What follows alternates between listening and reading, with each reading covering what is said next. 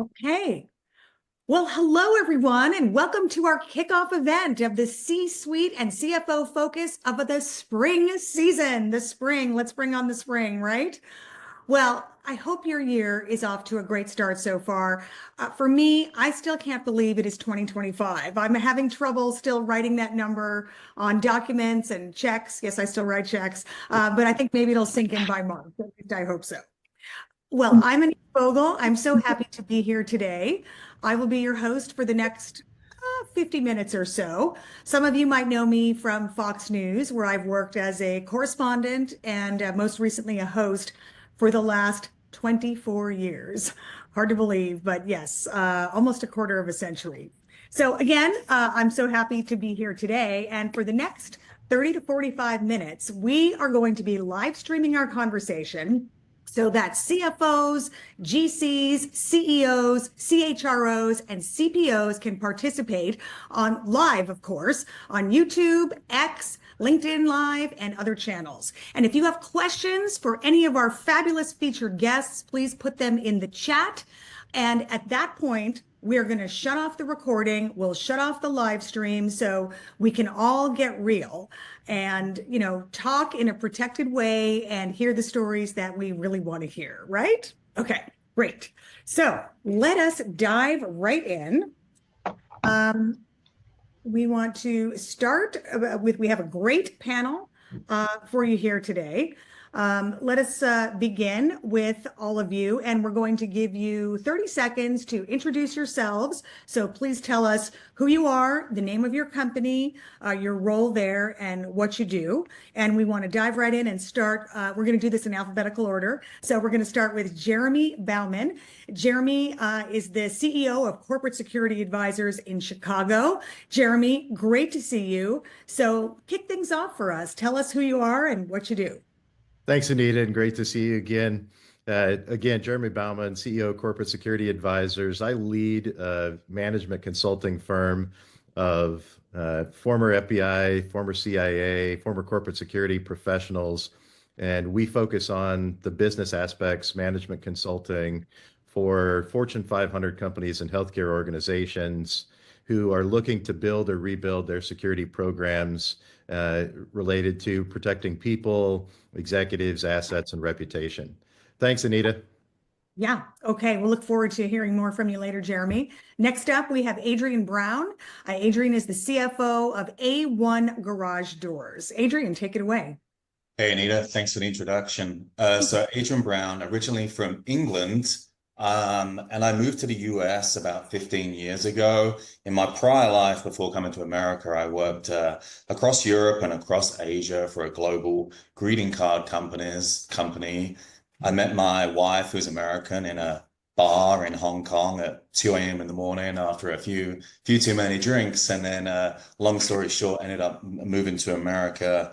And I've lived in Phoenix, Arizona for about 8 years. I'm the CFO of A1 Garage Door. We're the largest residential repair garage door company in the country and probably the world at this point, with over 800 employees.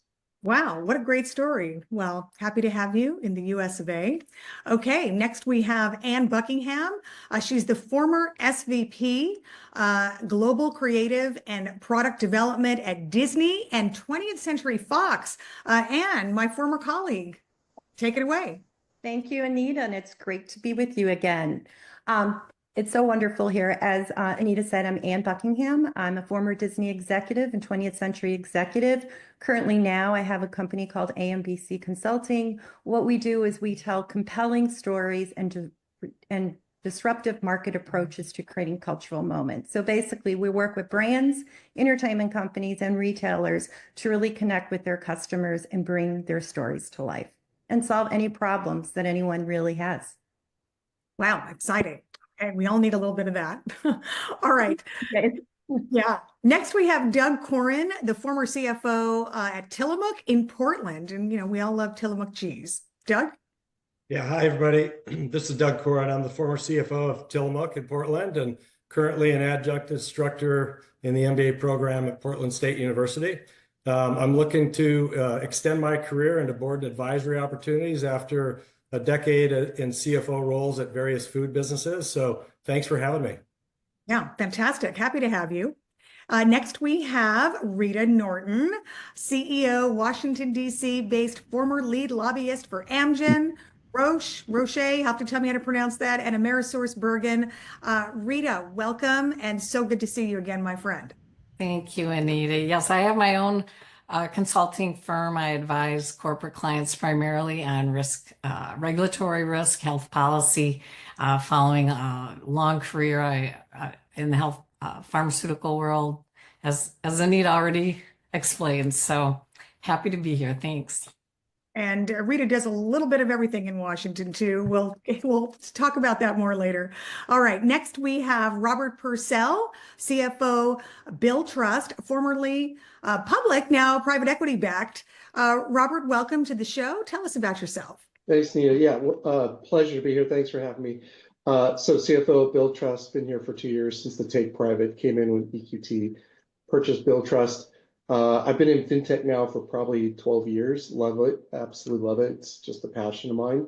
And I've been with private equity backed firms now for, this is my fourth entity, and was in public companies, Amgen and Intuit for a long time, and I haven't looked back at those days. I really enjoyed the private space. And Billtrust offers AR automation to companies. Fun fact, scary fact, 31% of companies still print checks and mail them today, 2025. Thanks for having me. That is something. Okay, wouldn't have guessed that it would be that high. Okay, next we have Shannon Nash. She's the former CFO at Wing. That's the Alphabet drone delivery company in San Francisco. Public company board member, Netscout Systems, and SoFi Bank. One very busy lady. Shannon. Hi, I'll start with a really fun fact. So Rita, who you just heard, and Robert and I all worked at Amgen together at the same time. So apparently there's something about starting at Amgen. But I'm Shannon Nash, a public company board member on Netscout Systems and SoFi Bank, where I chair the comp committee, and also a privately held company called Lazy Dog Restaurants, where I chair the audit committee. I've been a multi-time tech CFO in addition to Wing. I was at Reputation.com and Insight Source, and really spent my career scaling businesses through M&A, governance, and strategic finance across tech, B2B, B2C, high growth companies. Fun fact, I guess, for myself is I'm a recovering lawyer. So I started my career practicing at big law firms, and I've made a couple films in my life from my LA days and even recently. So I'm an award-winning documentary filmmaker, and I actually have an IMDb profile. Oh my goodness. Wow. Shannon, like I said at the top, you are one busy lady. Exciting stuff. Okay. I love the recovering lawyer bit. Okay. Next, we have Elizabeth Pagliarini. She's the former CFO, now CEO of Summit Healthcare REIT, Inc. Welcome, Elizabeth. Thank you, Anita. And boy, Shannon, that's a tough act to follow. Tough act to follow. You can do it. You can do it. I will try. My name is Liz Pagliarini. I am currently the CEO and a member of Summit Healthcare REIT. We are a public non-traded REIT that invests in seniors housing and care assets. So those are nursing homes, assisted living facilities, and memory care facilities.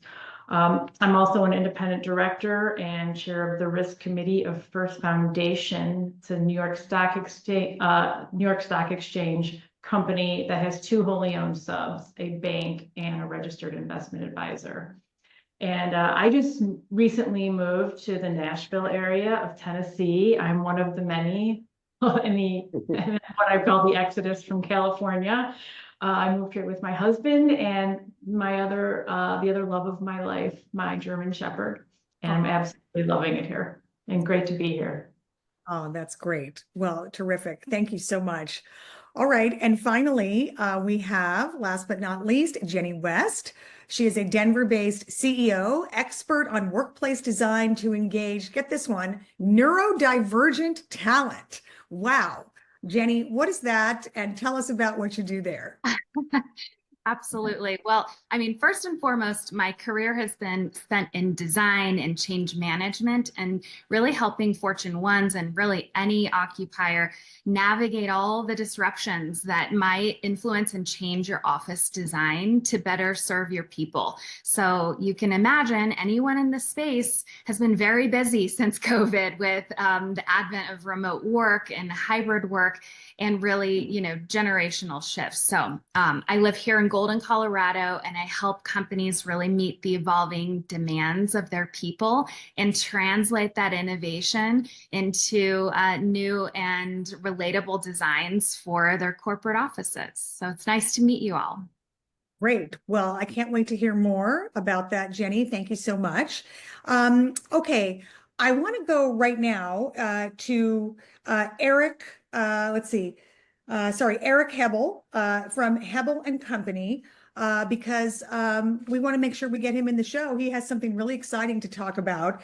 He is marketing what he says is the world's best halva. How many of you know what halva is? Raise your hands. Okay. I am from a Middle Eastern background. I am half Armenian, so I come from a Middle Eastern family, so I know what it is. It is a delicious Middle Eastern sort of dessert. I don't know what you would call it, but tell us more about this and why is it the best halva in the world? Thanks, Anita. I'm happy to be here. Thanks for having me. Yeah, we're a producer of halva, which is a confection made from sesame tahini. As a food product, it's been around for a very long time in other parts of the world, very popular in the Middle East, as you mentioned, the Mediterranean, parts of Europe, the UK. It's very popular there. And we are trying to make halva mainstream here in the United States. And it's a delicious, as I mentioned, confection that I grew up eating as a kid.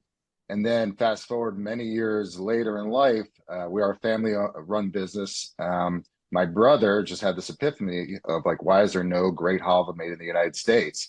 And that's what we set out to do. And we figured out how to make it starting on a very small batch scale. We launched it. It was a big hit. And we set out with the mission to make the best tasting, highest quality in the world possible. And we get told by many people who have tried our halva that it is the best halva they've had, and they've had halva all over the world. So that's our goal. We're trying to make it mainstream in the United States. We're in over 1,000 stores now in the US. We're taking it out of the ethnic stores, out of the ethnic aisles, right around the perimeter of the grocery store next to the fancy cheeses, the premium chocolates. And so I think that's helping introduce it to Americans in a brand new way.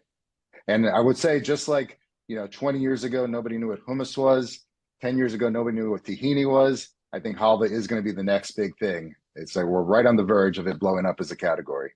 Yeah, exciting. I mean, look, most people got a sample, right? I couldn't wait. And I got to tell you, it was so good. So for those of you who got a sample, have it after the show or have it now. It is just delicious. Thank you so much, Eric. We really appreciate it. And best of luck to you. So it's in Los Angeles. And did you say that you're trying to get it in stores around the country? Yeah, we're already in about 1,000 stores. We're launching into new retail chains like this month and more later this year. So it's just about growing the brand, getting more and more people familiar with halva. But we already see it starting to take off. Like we can tell our sales in same stores are up year over year, and the places we're in, like Whole Foods throughout California, we can see that. And just the fact that more retailers are willing to take our halva in and feature it shows us that it's starting to really just take off as a food item. But yeah, we're based in Los Angeles. We're the actual food manufacturer. And I think I mentioned we're the only producer of premium organic halva in the United States. Wow. Fantastic. All right. Well, best of luck with that. Thank you. It is delicious, everybody. I can vouch for that. Okay. I want to go back. We have one other guest, and I don't want to leave him out. Ravi Kumar. Where are you, Ravi? From the Connor Group in San Francisco. Ravi, tell us what you do at your company and a little bit more about yourself. Yeah, hey Anita, thank you. Ravi Kumar, partner West Region Market Leader at Connor Group. It's a little misleading given 4 months ago I was part of this exodus away from California, and I just moved outside of Chapel Hill in North Carolina. But I lead our West Region from a business development and market leadership standpoint. Connor Group is a boutique advisory firm. We've helped over 250 companies go public across a variety of industries, including tech, biotech, and high growth. And the companies that we've taken public are now worth over $750 billion. So definitely excited about the success of our companies, excited to help them scale their organizations as an extension of their teams, and do anything from help them get through the SEC process, implement systems, draft financial statements, and get them ready to raise more capital and change the world. Wow. Okay. And I see you got your wine collection from California that you brought. I did. I actually had that in my RV that I drove across the country to North Carolina, and I made it all the way 2,999 miles. And my last mile, one of the boxes fell over and I had red wine spilled across the entire floor. So that was an unfortunate experience that I got to clean up after an 8-hour drive out from Knoxville, Tennessee. Oh my goodness. Well, at least you got most of it there, right? I did. Yeah. Okay, good. All right. Thank you for that. Okay. We have so many great people. I can't even keep up with them. We also have Diane Headley. She is the Chief People Officer at the Ford Foundation. She's going to be joining us a little bit later from New York. And we're going to get to her in a little bit, or do we have something to hear from her now? Maybe not. Okay, we will get back to her. Oh, thank you so much for that question, Anita. And thanks so much for having me today. Just for background, Ford Foundation is a philanthropic organization that has offices. We're headquartered in New York. We have offices in Africa, Asia, and Latin America. We are about 450 employees globally. And looking that question of what we do, how we focus on culture, is interesting, because I think it takes a couple of things to maintain culture in any environment, whether hybrid or not.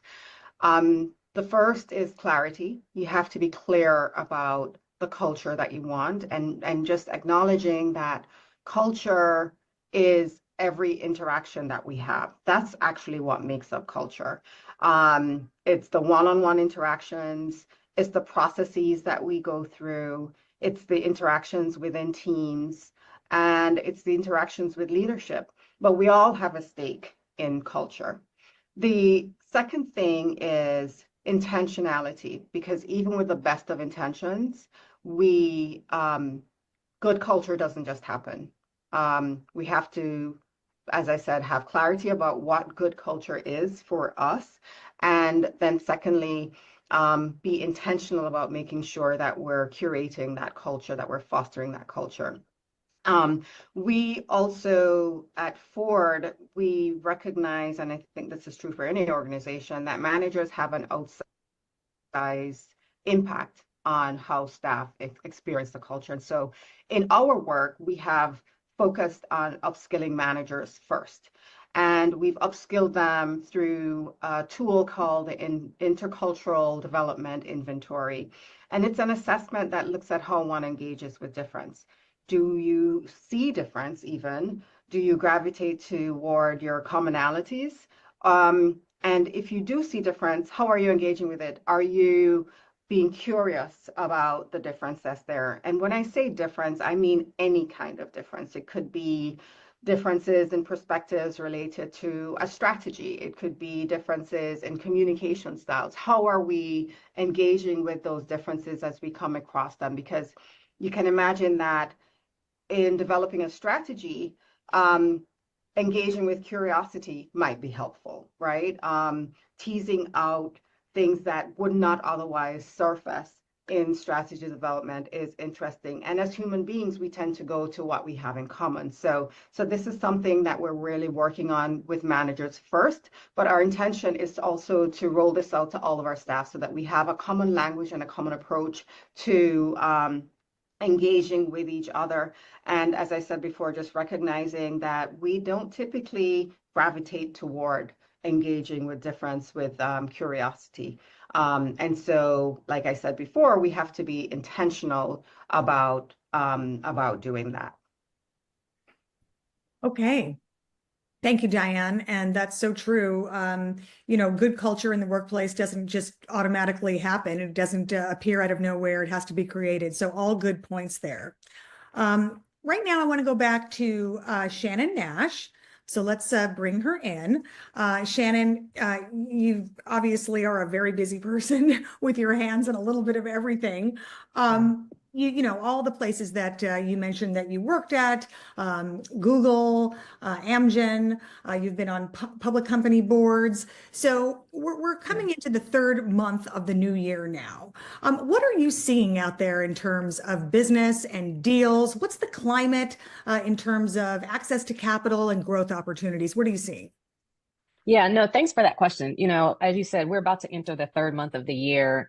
And what I'm seeing in the business landscape is what I call a tale of two cities or a tale of two worlds, right? On the one hand, capital remains tight, right? Interest rates are still really high, which makes debt financing much more expensive. And when you talk about equity investors, whether it's VCs or private equity or the public markets, they're being a lot more selective in scrutinizing things like profitability, free cash flow, you know, sustainability of cash flow, way more than they have been doing over the past few years. So companies that relied on, let's say, easy capital and had like high burn, you know, rate models are really having to rethink these strategies.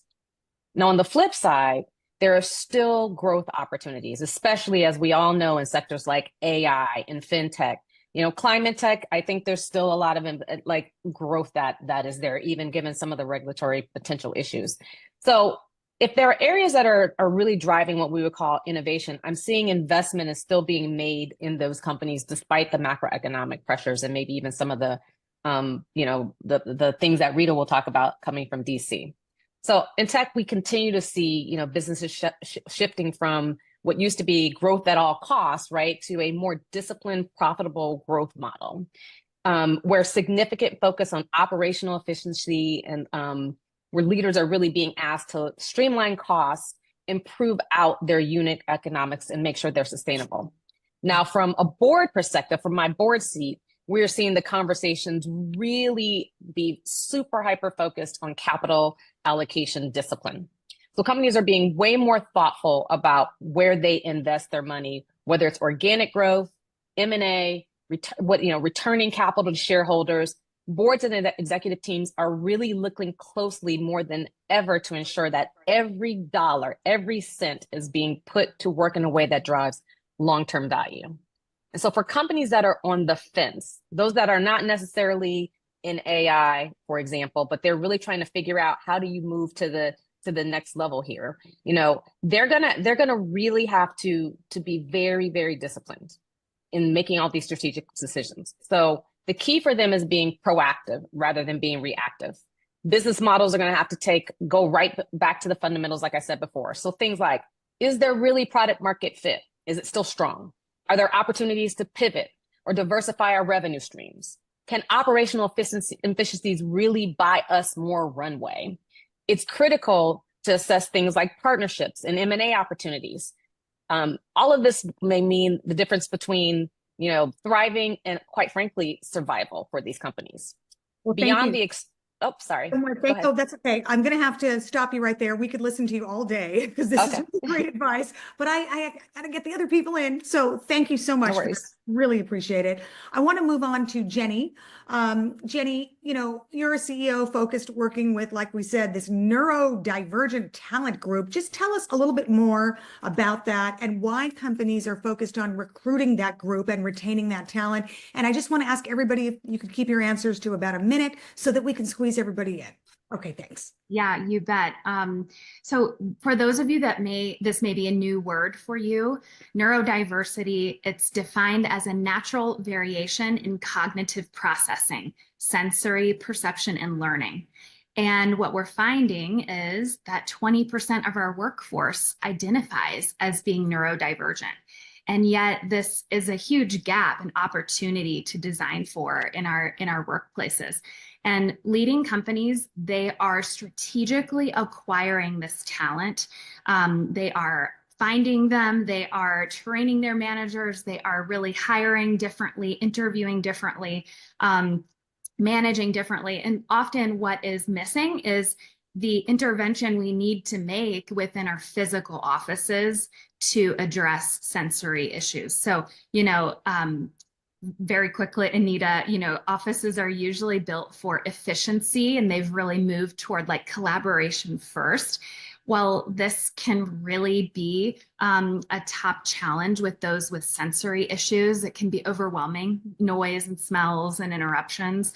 And so this is what we're doing. We're helping clients think about how can we have support for different cognitive needs in the physical environment. Yeah, I know in a newsroom, you have, a lot of people sitting together in the newsroom, but then they have little private offices where you can go in and make a phone call or something like that. So yeah, you really have to think about the people who need some private time, right? Thank you for that. All right, next want to bring in Robert Purcell. Okay, so you are now at Billtrust, and you took the company from public to private. What was that like, given that Billtrust has a good pulse on businesses' cash flow, and what are you seeing out there? Yeah, so I came in actually at the take private. So I wasn't at Billtrust before that, was part of the valuation team. Thank you.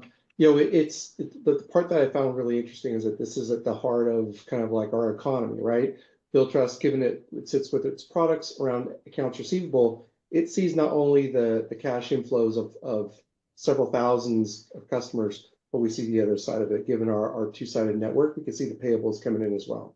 So here's what I can tell you about cash flow, right? And I think it definitely follows what Shannon said, right? There's a lot of companies out there. If you've got great cash flow and great velocity of that, you're going to do really well right now. But what we are seeing is probably about 30% of companies that we interact with are absolutely seeing it as a primary challenge for them in 2025. And it's continued, right? High interest rates.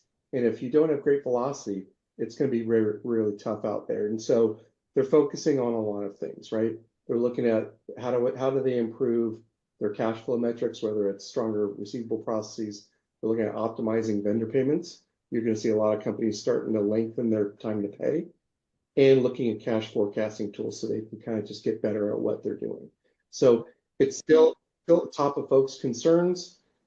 And as they're doing it, they're like, okay, how do we get better, right? There's only so much you can do with what you've got. So they're looking at technology to help them out, or, and this is still where do you start? AI is at the top of pretty much every company that we talk to. At the top of their list. They're either trying to figure out how to use it, or they figured out how to use it really well. And they're starting in places like customer service and back office administration. So it's absolutely at the top of everybody's focus, but cash is, the saying never goes out of style, right? Cash is king. And it's going to be like that for 2025.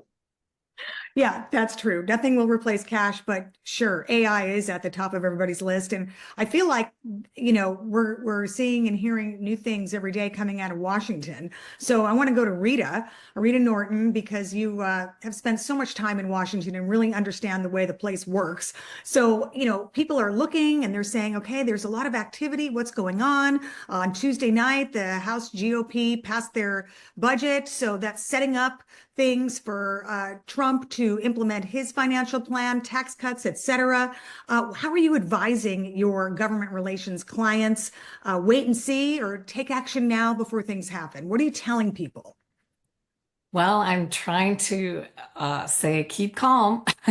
It's a little crazy, needless to say. And, as you point out, Anita, yes, the House passed what the president calls the big, beautiful budget bill, but unfortunately now it has to be reconciled with the Senate bill, which has split the big, beautiful bill in two. So we'll see how that comes out. And then after that, they get to tackle the easy things like the debt limit and funding to keep the government open. Somebody has their microphone open and is talking. Can we please shut it off?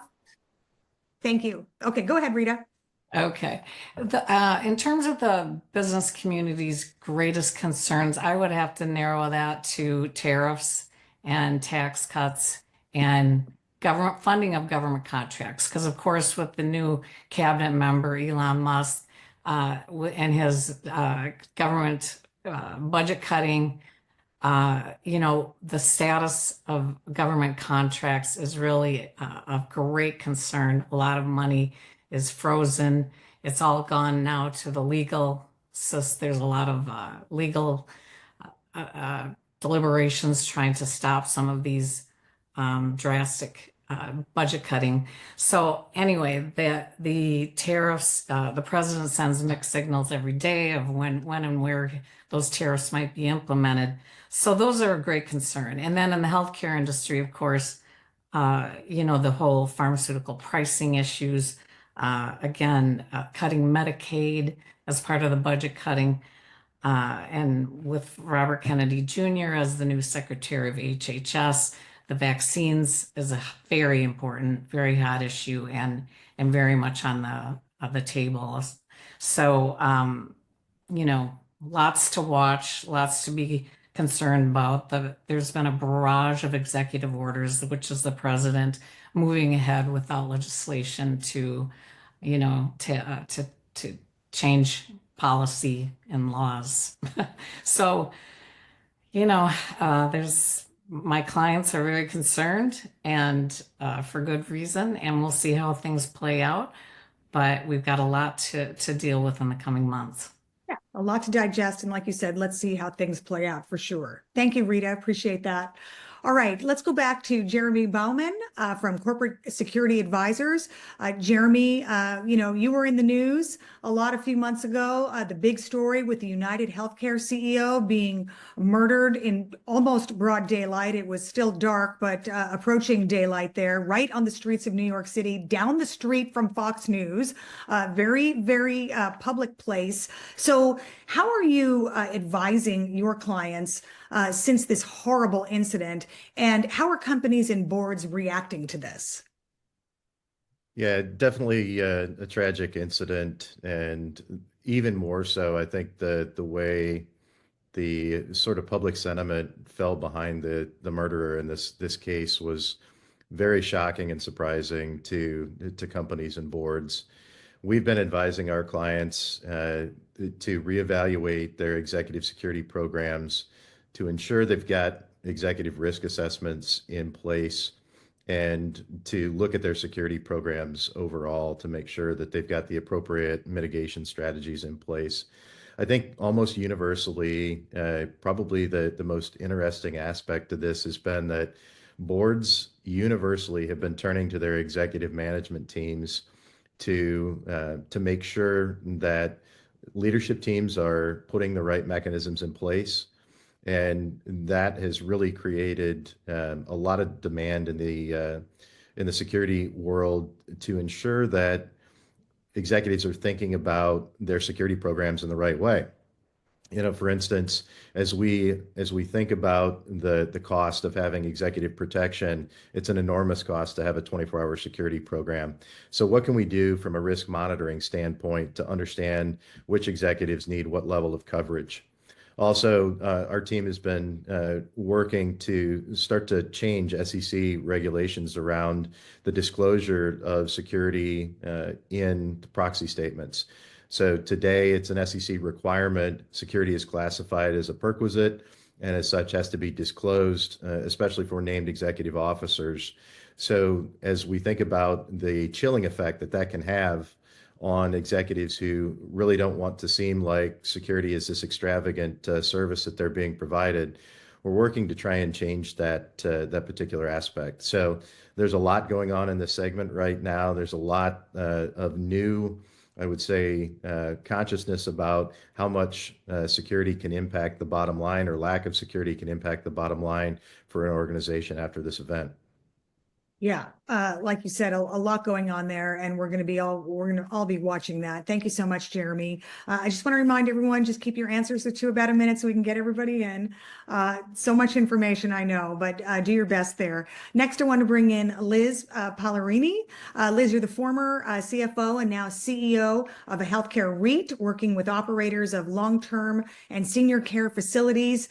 The industry has changed so much since COVID, right? I mean, it's just a different ball game now. What advice are you giving your board?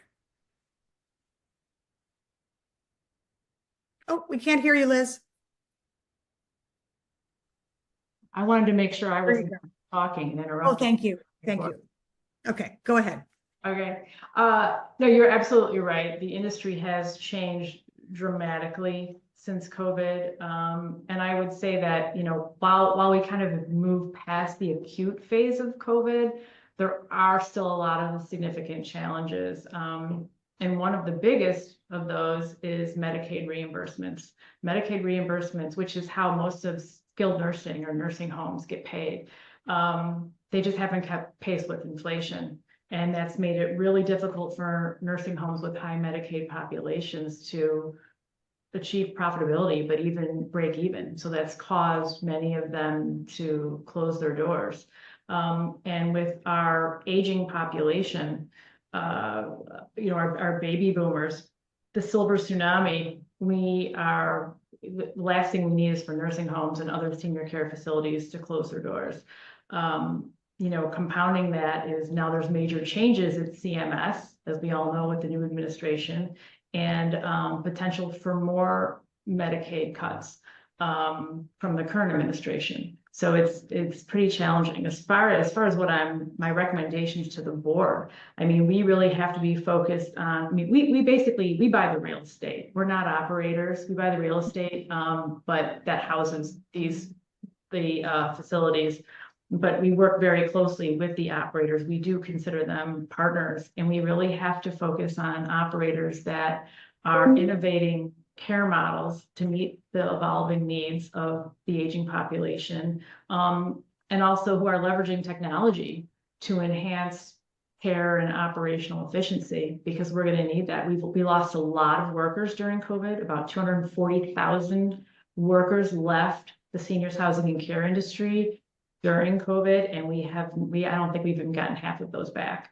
So we need to leverage technology in a big way and strengthen our relationship with the government, and lobby to make them understand that the Medicare and Medicaid reimbursement has to remain strong. Yeah. Okay, thank you for that. It's such an important sector of our society, the senior care issue. Thank you. Okay, let's bring in Adrian Brown again. Adrian, we enjoyed hearing your story about how you met your wife in Hong Kong, and now you're here in the US running A1 Garage Doors, one of the leading garage door companies in the country. How have you found success making others successful? Tell us about that in a minute. No problem. Like, I think for us, success comes from making our employees successful and happy. And you touched on culture, Anita, earlier on. And I think for us as a business that's gone from 0 employees, a guy in a truck, to over 800 employees in less than 20 years, what we struggle with every day is retaining the culture today that we had when the business began, right? So I'll just give you a quick example. We have on staff a position that's called a full-time dream manager. So you can imagine when someone comes to the CFO and they're like, we want to hire a dream manager, you try to look at what the ROI on that investment is. But their full-time job is to work with our employees, our technicians, to make their personal dreams come true. And as they continue to be successful and grow and pay off their mortgages and get out of debt and stop smoking and do all of those kind of things, we see that being great for them and ultimately great for the business. And I think retaining the culture is what has made us successful. Yeah. And people remember if they had a technician that they connected with in some way and took a personal interest in their situation, they'll call that company back. I know that for sure. Thank you so much. Okay, let's bring back in Doug Kooren. Doug, you're with us from Portland, where you were you're the former CFO, of Tillamook. What would you say what are the unique set of challenges that you see coming up in this next year? And what was it like for you growing your business? In a minute. Yeah, thanks, Anita. Thanks for the question. And you're correct. A cooperative has a unique set of challenges. So you talk about challenges because the key is the farmers own the business. And the simple goal of a cooperative is to create a market access for what the farmers produce. So in this case, the farmers are producing milk. The cooperative turns that milk into cheese and ice cream and sells that further up the value channel to end customers in retail. So since the suppliers are the owners, the key challenges that I faced, that I experienced in growing a business, which really means the funding that's needed for business growth, is capital access, which is similar to what I heard Shannon and others say. And then decision-making. Decision-making tends to be slower in a supplier-owned business, and there's some conflict of interest just because the decisions that benefit the cooperative as a whole doesn't necessarily align with all the individual members' needs. But the profits, however, are distributed at a higher rate than dividends are in a public company, so that limits the capital that's available. And so that means capital is limited compared to public companies as a cooperative relies on those member contributions and retained earnings versus being able to raise additional equity funding. Yeah. Well, that's a lot to think about, but thank you for sharing your experience with us. Really appreciate that. All right, let's bring in again Anne Buckingham. Anne, you were at Disney and 20th Century Fox, so you had a front row seat to lots of changes in the entertainment industry, and certainly more are coming. What do you see companies doing, prepping to go public, or what's trending now? How would you guide other companies to have a box office success? Thank you, Anita. It's a great question. Really excited to be here. There's a lot going on. I call it the wild, wild west in entertainment now. It truly is, but in a good way, right? Evolution. There's really, what I tell my clients is there's 7 key trends. And the first one you have to be, if you're a brand or if you're a studio, is you have to be on streaming. Streaming is king. It's not only the king, it's the queen, it's the whole royal court and the castle. Because streaming enables you to really put out content and you can experiment and also see what hits fast. And if it hits, you can then build upon it. Another key trend that's happening is the type of content that's going out there. It's not all about superheroes. It's not all about princesses. It's not all about the Wild West. It's about a lot of different things that even get very niche. And niche is big in the sense if you wanted to know about 18th century wigs, you can find a documentary on a platform, either in YouTube or somewhere on Netflix. So really understanding who your end consumer is and really going after them wherever they are and how they want to be addressed. Another big trend that I'm seeing and that I'm really talking to my clients is gaming and entertainment are a blur. As you can see, there's blockbusters happening. Minecraft is really now becoming a 365 whole experience. They're opening up centers, discovery centers. They're doing a movie. So again, people want to be part of it. They don't just want to watch and sit there on the couch or in the theater. They want to be in it and really enjoying it. And the biggest disruptor, and there's a lot of discussion about it, is AI. It is a game changer. It is here.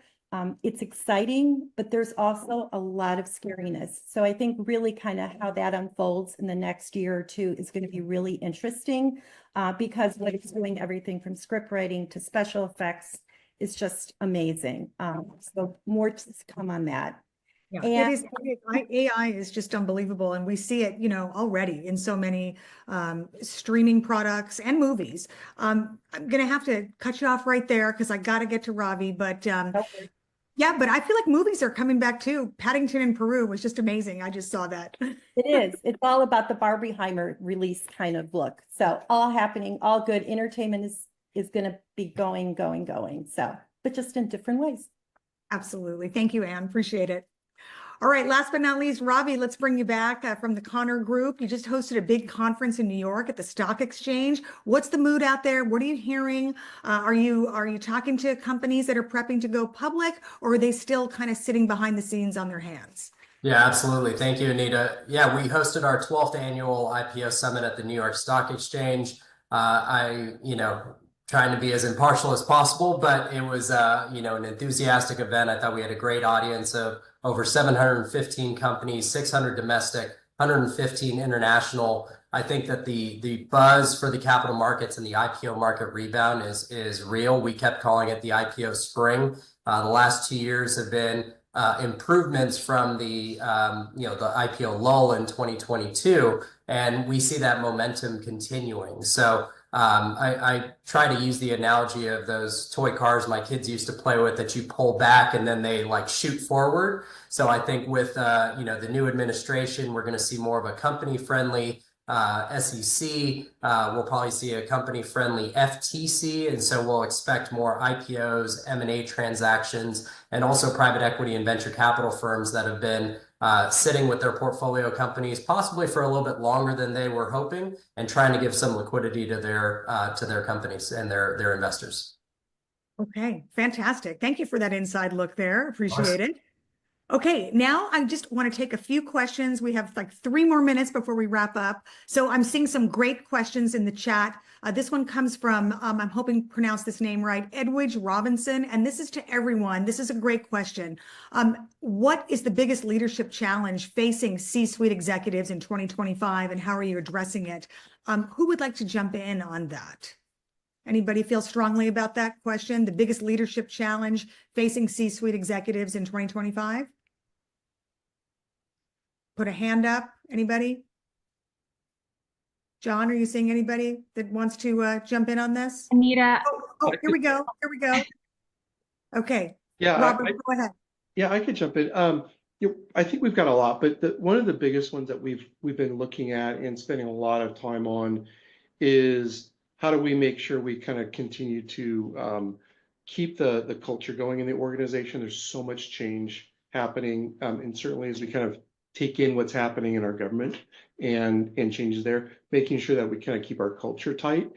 And then I think a very close second is we are absolutely maniacally focused on the leverage of AI and giving our teams and our people tools and quick starts to start using it. That is the biggest challenge that we're seeing, is that people just don't know how to start and where to start. So those are the 2 things that we're focused in on. Yeah. I'm a little scared to use it myself. I have to admit, it is frightening. Okay. I'm a hologram right now, so I'm just saying. You might be. We wouldn't know. It's that good, right? Okay, here's a good one. Let's see. This one is from where was it? Somebody asked, and I'm sorry, I can't find the person's name right now. John Swanson. Here we go. This is a great question. Knowing what you know now, what advice would you give your younger self to prepare for and avoid mistakes you made with the business, personally and professionally? Advice to younger self. Who feels strongly about that? Somebody does. Anita, when I took failures very, very personally when I was younger, and sometimes it would affect me to the point of, it took a few days to get out of bed, kind of thing. And I have definitely learned over the years how much you gain from failures and how they make you grow and how they make you smarter and a better person. So, that's, for me, that's what I would have told myself, like, get over it in 5 minutes and move on. That's my lesson. That is great advice for everyone. I feel the same way. Anybody have any other thoughts on that one? It's such a good question. Yeah, I have. Go ahead. Yeah, I have some, Anita. Similar to what Liz was saying. I mean, my big learning was vulnerability. I spent time in the military, and that wasn't a leadership quality that you really were striving for. But I found in the business world that it was a very, very good leadership quality and a way to engage the workforce and really engage the team. So vulnerability was a leadership quality that I really worked on. Wow. And it's hard to be vulnerable, right?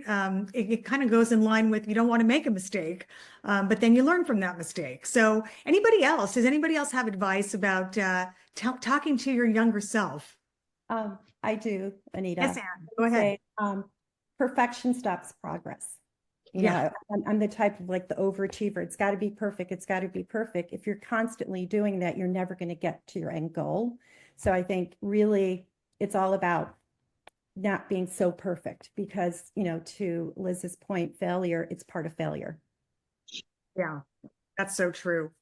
Anybody else? That same question? Because everybody brings a different perspective here. So yeah, I'm happy to chime in. Yeah, go ahead, Aaron. Kind of as you climb the ranks, and I spoke about this morning in another networking group, really trying to get to a place where you're focusing on the why and the what, not the how and the when, right? I think let the team drive those things, right? Let them drive how we do things and when we need to get them done by to be the best company that you can be, right? And I think the reason why that's really important is because as we continue to get older, right, the younger people are bringing in the new perspectives for technology and training and what they want to see in the workplace. And we have to do a better job of listening to that. So I wish I would have thought about that earlier in my career. But I think it's something that I try to ask myself every day before I speak, right? Always remember to ask yourself that before you start talking, because they will defer to you if you don't. Yeah. Wow. That's great. Thank you for that, Aaron. Appreciate it. I want to actually, there's another question here about, companies incorporating AI. And I know Robert Purcell touched on this a little bit, but someone is asking, Edwidge is asking again about, emerging technologies, especially like AI. How do you integrate these without causing operational friction? If someone has a quick answer for that, we'll take that, and maybe we might have to wrap up after that. Anybody have strong thoughts about AI? Yeah, look, I can easily chime in on this because we're pretty deep on this. We have set up teams and we kind of gamified it to make it kind of fun, to give some prizes out, to make the organization kind of want to do it. And we're allowing them to set aside time to just experiment. So set aside time every day, not a lot, but a little bit of time every day to experiment and allow them to try to figure out what's the best way to do it. And then this like tiger team gets together and shares their best practices. So far, it's working very well for us. Yeah, it's a really good point, because just a simple example, I have an 11-year-old daughter, and all the kids, they are unafraid to get on these phones and these iPads. They'll do anything. And now she's teaching me things because she's unafraid to try different things where I don't even want to press the button. I'm afraid I'm going to erase all my information, right? So that's a big part of it, giving people time to experiment, right? Do other people feel that way as well? Yeah, I think it's being vulnerable enough to make a mistake and share what you're kind of tinkering with. And it really can enhance an organizational culture of curiosity and experimentation. I say go for it, and also create some feedback loops within your teams so people can say, hey, I'm using a new tool. Here's how I used it, and create that culture of vulnerability to take risks, make mistakes, and also learn something new. Yeah, that's great, Jenny. Thank you so much. And maybe I'll wrap up with this last question because it's so topical also, just like AI. Those of you that deal with federal contracts, how are you going about that, knowing that some of them could be canceled? So, how do you plan for that? How do you know what's coming ahead of you if you don't know it's going to be there? And maybe someone who deals with the federal contract could raise their hand.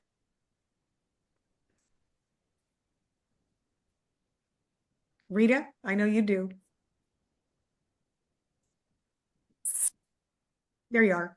I was just responding to the question about DEI and how to manage that. Another challenge for companies right now with government contracts, having to, learn a new language and try and quickly accommodate, because the loss of government contracts is so devastating for so many sectors. So we'll have to see how that goes. Is that the fight is just beginning. I saw even Lindsey Graham is taking on the president now. So I think speaking up and being nimble with your language is going to be important. Yeah. Well, and hopefully in here somewhere, if there is waste in Washington, we all know that, hopefully if that money is found, that, it can be put to good use somewhere. So I guess we have to keep an open mind as well. Thank you so much for that. All right, guys, great, excellent panel today. We cannot thank you enough for your time. And I want to tell you, in the chat, I'm getting lots of comments from people about how much they love everybody's advice and what a great panel. So thank you so much all for being here. It was great. We look forward to seeing you actually in person next time. And we're going to be coming to you in the coming weeks here. We're expanding to new cities. We'll be all across the country, starting with Seattle on March 12th. San Francisco, March 19th, and I'll see some of you at the CFO GC Focus of Philadelphia on May 20th. So that is going to be exciting. Thank you so much on behalf of John Lockhart. I'm Anita Vogel. Thanks everybody for coming, and we'll see you soon. Take care. Thank you. Thank you. Hi, my name is Matt Soulful, and I'm a business development leader at RGP. Our organization brings highly skilled consultants to help organizations drive growth and solve complex challenges. We have 25 years of experience where we partner with companies to bridge talent gaps and deliver impactful results. We want the C-Suite Focus events to come to Ohio, and we want to start in Columbus. Recently, the Buckeye State climbed to the #7 spot on CNBC's list of America's top states for business, and Columbus is a huge part of that. Based on the robust and diversified business community, there's a lot of opportunity at our state's capital. Let's collaborate and bring this great event to our state. Thank you.